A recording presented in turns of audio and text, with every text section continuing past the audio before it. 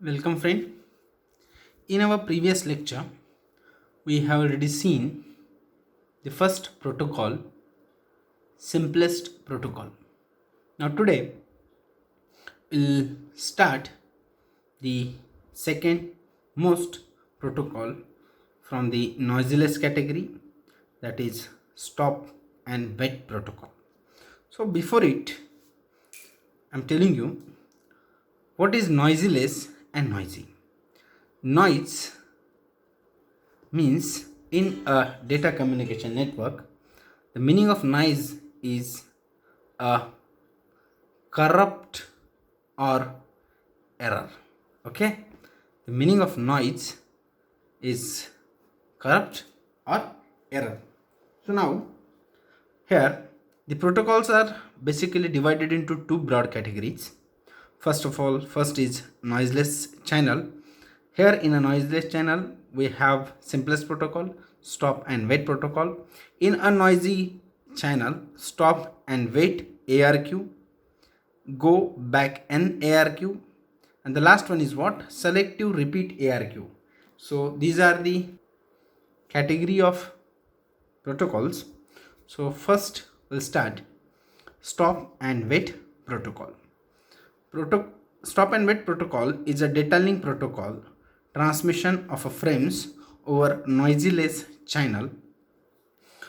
आप लोगों को एक बात मैं बता दूं, जैसे कि हम एक दूसरे के साथ कोई भी कन्वर्सेशन करते हैं, कोई भी बात करते हैं, तो हमारा डायलॉग कन्वर्सेशन जो है वो जिस मैकेनिज़्म पे डिपेंड है, सेम वही यहाँ पर हम अप्लाई कर सकते हैं। मीन्स वो लॉजिक हम यहाँ पे अप्लाई कर सकते हैं। जैसे कि अगर मैं आप लोगों से कहूँ 2+2 इज इक्वल्स टू वॉट, अगर ये क्वेश्चन आप लोगों तक सही पहुँच जाए, आप उसे सही से सुन पाओ, तो आप बोल दोगे आंसर जो भी है वो। मीन्स जब मैं कुछ बोल रहा हूँ, मीन्स मैं एक डेटा भेज रहा हूँ। सो वो डेटा मैंने जो क्वेश्चन पूछा है वो अगर आप तक पहुँच रहा है 2+2 is equals to what, then after some time you will give me a reply in the form of answer, that is 4. अब अगर मेरा आवाज़ ही आप तक नहीं आया, क्वेश्चन ही आपको समझ में नहीं आया, तो मैं आंसर की कितनी भी देर अगर राह देखूं, वेट करूं, तो आंसर नहीं मिलेगा। वही सेम आपके साइड से भी हो सकता है। अगर मुझे किसी एक स्पेसिफिक बच्चे से आंसर चाहिए और आप बच्चे क्राउड में मुझे आंसर दे रहे हो, तो नहीं ना मिलेगा मुझे। सो transmission one after another means जिसे हम ट्रांसमिशन मोड की लैंग्वेज में बोल सकते हैं यूनिडायरेक्शनल, एक तरफ से एक वक्त, one time at a time, one side at a time. So let's start. Begins. It provides unidirectional data transmission with flow control facilities but without error control facility. यहाँ पे ये यूनिडायरेक्शनल जो कि हमने ऑलरेडी देखा था ट्रांसमिशन मोड में, unidirectional means what? Okay, unidirectional means one direction at a time. Okay, that is unidirection. Okay, और यहाँ पे एरर कंट्रोल नहीं होता है, यहाँ पे होता है सिर्फ क्या? Flow control. Means stop and wait protocol it just concern with flow control, not a error control. Okay, make it clear. The idea of stop and wait protocol is straight forward. ये एक सीधी सी idea है जहाँ पे वो सिर्फ flow control करता है, error control से उसका कोई लेना देना है ही नहीं. Then next, after transmitting one frame the sender waits for an acknowledgement. एसी के मैं एक्नॉलेजमेंट का शॉर्ट लिखा हूँ, एक्नॉलेजमेंट ओके, उसको एब्रिवेट किया हूँ, शॉर्टकट लिखा हूँ एसी के। Before transmitting the next frame, जैसे कि मैं आप लोगों को बोला था, अगर मैं एक सवाल पूछूं, उसका अगर जवाब मुझ तक आ जाए तभी ना मैं दूसरा सवाल पूछूंगा ना। वैसे ही पहली फ्रेम अगर सेंडर सेंड कर दे, उसका एक्नॉलेजमेंट अगर रिसीवर भेज दे कि हाँ भाई ये मुझे फ्रेम नंबर 1 मिल चुकी है, तभी सेंडर फ्रेम नंबर 2 को ट्रांसमिट करेगा। Now here the how it works sender side. Here some rules. Rule number 1 for sender side: send one data packet at a time.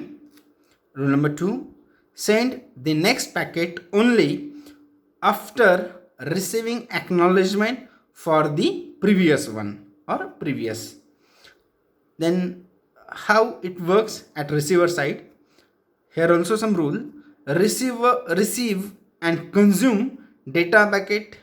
उसको रिसीव करो, उसको समझ लो, उस पर प्रोसेस करो, मीन्स उसे कंज्यूम करो, ले लो। After consuming packet, acknowledgement need to be send for the flow control. अब ये एक्नॉलेजमेंट भेजेगा रिसीवर सेंडर को कि फ्रेम नंबर 1 मुझ तक आ गई है, आप फ्रेम नंबर 2 भेज सकते हो। अब इससे फ्लो कंट्रोल कैसे होगा? अगर सेंडर कोई पैकेट या कोई फ्रेम रिसीवर की तरफ भेज दे, अब वो रिसीवर को मिल रही है, रिसीवर उस पर प्रोसेस कर रहा है, या अगर सेंडर को पता नहीं है तो सेंडर क्या करेगा, दूसरा फ्रेम भेज देगा, दूसरा पैकेट भेज देगा। अब अगर इसका रिसीवर का रिसीविंग स्पीड इस सेंडिंग स्पीड से कम है तो होगा क्या? जैसे कि हमने लास्ट टाइम भी डिस्कस किया था, यहाँ पे बफर में फाइल आ जाएगा। अब बफर में आने की वजह से क्या होगा, मे बी ओवरहेल्म हो जाएगा और डेटा लॉस होने के चांसेस बढ़ जाएंगे। इसी वजह से स्टॉप एंड वेट का डिज़ाइन हुआ था कि अगर कोई एक फ्रेम भेजी जाए सेंडर से रिसीवर को, रिसीवर उसे रिसीव करेगा, कंज्यूम करेगा, प्रोसेस करेगा, देन वो एक एक्नॉलेजमेंट भेजेगा, yes I got the frame number 1, you will be ready to send frame number 2. Okay, that will be help to control the flow. Okay, not a error. Just here keep in your mind, stop and wait protocol just only help to you control the flow. Okay, control the flow, not an error. Clear? Okay, so let us go with an example. Here we are having several scenario to demonstrate how it works exactly. Suppose here this is sender side and here this is a receiver side. So sender sends some data packet to the receiver. So this is the receiving time. Okay, here this is receiving time of acknowledgement, here again sending time of frame, here the receiving time of data, sending time of acknowledgement and receiving time of acknowledgement. इसका एक specific time होता है, time period होता है। Time के बारे में हम डिस्कस करेंगे later on. Okay, whenever sender send a data packet to the receiver, the data arrive at destination device or receiver device, the receiver device consume it and generate the acknowledgement and send back to the sender. It helps to sender to send another frame or the next frame of the data. Okay, so here suppose the next data packet will be sent by the sender. Again it will be received at the destination device consume it, process it and generate the acknowledgement and send back to the sender. To that acknowledgement is nothing but the request for the next one. हम इसे ऐसा भी कह सकते हैं, receiver ने frame को receive करने के बाद जो एक्नॉलेजमेंट भेजा है, ये एक्नॉलेजमेंट कम रिक्वेस्ट है कि हाँ नेक्स्ट फ्रेम आप मुझे भेजो। Okay, so first scenario discuss करने के बाद हमें एक प्रॉब्लम यहाँ पे आता है, problems of stop and wait protocol, problem due to lost data. अब अगर डेटा ट्रांसमिशन के वक्त ही लॉस हो जाए, जैसे कि यहाँ पे डायग्राम में दिया, सेंडर ने कोई डेटा भेजा है, डेटा पैकेज भेजा है, वो रिसीवर तक पहुंचा ही नहीं. The data loss during a transmission और before arriving at the destination device, if our data is lost, then it may be a problem na. How? Sender waits for acknowledgement an infinite amount of time, receiver wait for data an infinite amount of time. अब sender को पता नहीं कि data loss हो गया, receiver को भी पता नहीं कि डेटा लॉस हो गया. सेंडर वेट करेगा एक्नॉलेजमेंट के लिए और रिसीवर वेट करेगा डेटा के लिए. अब इसे भी पता नहीं कि डेटा लॉस हुआ है और रिसीवर को भी पता नहीं है डेटा लॉस हुआ है. सो यहाँ पे जो इन्फानाइट टाइम आपका वो वेटिंग में वेस्ट होगा, ये उसका एक ड्रॉबैक है. Okay, now next problem will see here. The second problem is that problem due to loss of acknowledgement. Here sender wait for an infinite amount of time for acknowledgement. Suppose sender sends some data to the receiver. Here the destination device, receiver device receive that data, consume it, process it successfully and generate the acknowledgement. But unfortunately or due to the network problem, if the acknowledgement get lost, here what happen? Sender ने data भेज दिया, receiver को मिल गया, receiver ने acknowledgement generate किया, वो भेज रहा है सेंडर को, बट एक्नॉलेजमेंट सेंडर तक पहुंच ही नहीं रही या पहुंची ही नहीं due to the loss of that acknowledgement. Here sender wait for an infinite time ना, means sender is waiting for the acknowledgement until the acknowledgement received, sender won't send the next frame. So that is also a problem. Okay, so the next problem is problems due to delayed acknowledgement or data. Delay means late, timeout.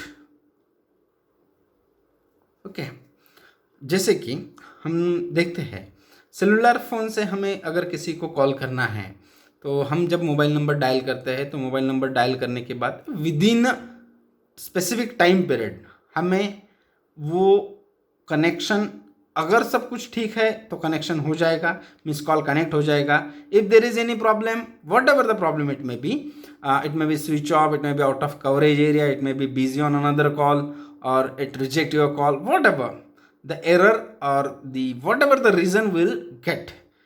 So here the transmission delay and acknowledgement delay. Okay, so here after timeout on sender side, a delayed acknowledgement might be wrongly considered as acknowledgement of some other data packet. अब हुआ क्या, यहाँ पे समझो ये sender ने कोई data send किया है, रिसीवर को वो मिल गया, रिसीवर ने कंज्यूम किया, प्रोसेस किया, एक एक्नॉलेजमेंट जनरेट किया, लेकिन वो एक्नॉलेजमेंट एक स्पेसिफिक टाइम पीरियड तक वहाँ पे नहीं पहुँची जो कि इसने फिक्स करके रखा था.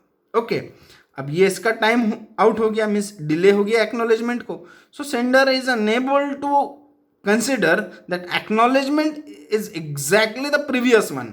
So sender may be consider this acknowledgement with the for the another data packet, means ये acknowledgement को वो किसी दूसरे डेटा पैकेट की या डेटा की acknowledgement समझ सकता है. सो ये एक बहुत बड़ा confusion है due to what delayed acknowledgement और डेटा. इफ सपोज डेटा को आने में ही अगर देर हो जाए तो ये एक्नॉलेजमेंट जनरेट नहीं कर पाएगा या फिर रिस्पॉन्स नहीं दे पाएगा, वो भी हो गया. अब डेटा एक्नॉलेजमेंट को ट्रांसमिट करते वक्त अगर टाइम आउट हो जाता है तो रिसीवर एंड में वो एक्नॉलेजमेंट कंसिडर नहीं होगा कि ये डेटा पैकेट 1 का ही एक्नॉलेजमेंट है, it may be other data packet. Okay, so here directly mention there as acknowledgement of some other data packet. Okay, by mistakenly होता है. अब जो चीज़ें मैं आपको बोला था transmission delay, whatever it may be, so we'll try to discuss here. So transmission delay, which is equals to what? The transmission delay, d stand delay here, the small d means what? Delay, t for transmission. Transmission delay is equal distance upon bandwidth. Okay, transmission delay is equals to what? Distance upon bandwidth. Now this is the formula of transmission delay. Propagation delay. So this is the T for transmission and P for propagation. Okay, transmission delay, which is equals to what? D for the distance and S for speed. Okay, distance upon speed. Now total time, that is what? TD plus 2TP. So 2TP why? Propagation delay. जैसे कि हमने देखा है, ये data को यहाँ से यहाँ आने के लिए एक वक्त लगा और यहाँ से इसके एक्नॉलेजमेंट को यहाँ जाना है. मीन्स ये एक प्रोपोगेशन और एक propagation. So that's why here the TD is equal to TP. ये TP एक प्रोपोगेशन होता है, sender to receiver and receiver to sender. 2 time propagation होता है ना, डेटा का प्रोपोगेशन, एक्नॉलेजमेंट का propagation. Okay, so that's why propagation multiplied by 2, that is equal to what? Total time. The time taken for the single conversation cycle, that is called total time, and that total time is what? Transmission delay plus 2TP. Clear? Okay, that's it friend. अगर आप लोगों को कोई भी दिक्कत है, कोई भी पॉइंट समझने में आपको प्रॉब्लम है, तो आप लोग मुझे कमेंट बॉक्स में कमेंट कर सकते हो. लास्ट लेक्चर में कुछ स्टूडेंट्स को स्टफिंग में प्रॉब्लम था, उन लोगों ने मुझसे कांटेक्ट किया, मैंने उनका प्रॉब्लम सॉल्व किया. आप लोगों से भी मेरी रिक्वेस्ट है, अगर आपको इस पूरे लेक्चर में कुछ भी, कोई भी पॉइंट अगर समझ में नहीं आया है, तो आप लोग मुझे कमेंट बॉक्स में कमेंट करो. मैं आपके क्वेश्चन को सॉल्व करूंगा, आपके क्वेरी को रिजॉल्व करने की कोशिश करूंगा. आप लोग इसी तरह मेरे साथ बने रहें. Please like, share and subscribe my YouTube channel Dharaz Infotech, and please don't forget press the bell icon for getting the notification of upcoming videos. Thank you. Bye bye.